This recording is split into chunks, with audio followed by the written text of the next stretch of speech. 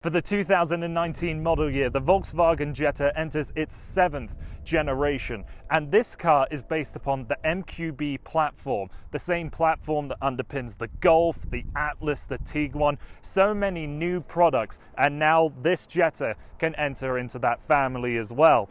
It's longer than the previous generation, it's lighter, it has a 1.4 litre engine with 2 different transmissions. We'll talk about that later. With everything that is currently available with this car, with the safety equipment and technology, I think we're looking at the new compact sedan leader here. Of course, with an all-new generation, there's an all-new design with the interior and the exterior.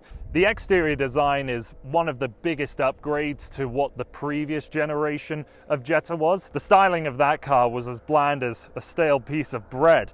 This car, though, it adds a few more creases and it is trying to make it a little more edgy, a little more exciting. Although it is a new car and therefore is more interesting to look at, I'm not certain it is a beautiful car. But where I think the biggest upgrades to this new Jetta is on the inside. So let's go have a look at it right now. So in the Jetta, we have a lot of very interesting technology. We have the 10-inch touchscreen here. Standard, it is 8 inches diagonally, but we also have the digital cockpit. Now, this is my first time ever using one of these systems, and it is absolutely fantastic. You have different modes that you can have displaying. You can change around the colors that are showing up here and on the touchscreen, and also the ambient lighting at night.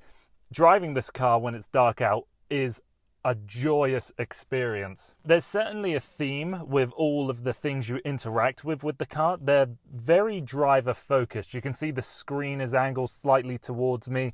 All of the buttons down here for the climate control are angled slightly towards me. You do have a good mix of hard and softer plastics, but everything just feels solid. There's no play anywhere. And this is always something that Volkswagen has excelled at, building quality interiors.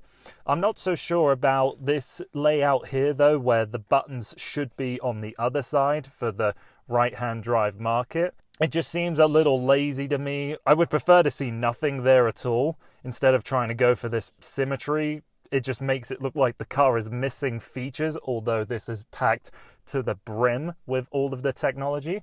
We have a 400-watt 10-speaker sound system by Beats. You have this very wide sunroof, and what's brilliant about it is that I am sitting dead upright currently, and I still have a good amount of headroom. We are in the XL line, which is the top trim for Canada, so we have a lot of great features like the dual zone climate control, heated and ventilated front seats. We also have the driver assistance package spec, which is $1,000. It gives you the adaptive cruise control, the lane keep assist, blind spot monitoring system. Standard features on this car though are the automatic stop start system, the heated seats, the automatic lights, and an eco mode as well. For someone my height, the seats are definitely not long enough in the base, and I could barely just sit behind myself. You've got a huge boot, and you can fold the seats down 60-40 if you so desire. And that really covers off everything I wanted to say about the interior. I think it's now time to take the Jetta for a drive. In the most basic Jetta, you do also have the ability to go from a normal mode to an eco mode, but further up in the range, you can play around with a normal, an eco, and a sport, but additionally a custom mode as well. In all honesty though, I keep this car just in its normal setting because I like how this car is as a standard setup.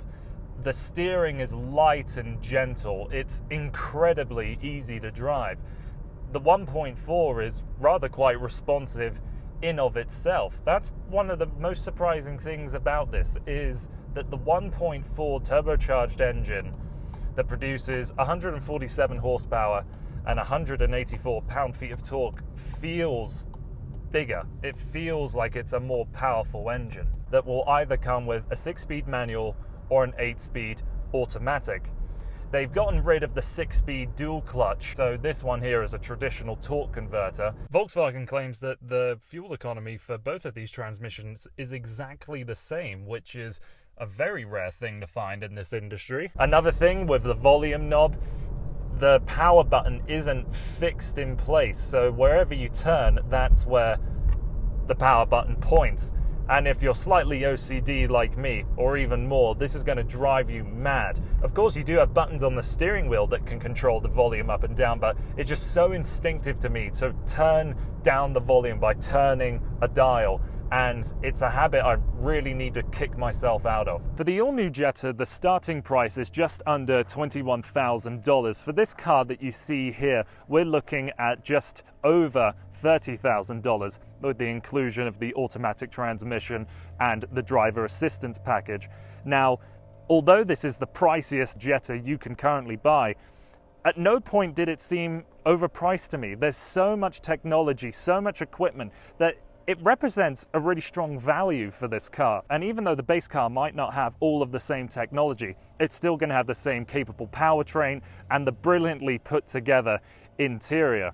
So if you're looking for a car in this segment, there is no doubt in my mind that the new Volkswagen Jetta has just raised the bar for the compact sedan segment. So that's been everything from me. Thank you so much for taking the time to watching this video here on Motormouth Canada. My name is Max Landi. Thanks for watching.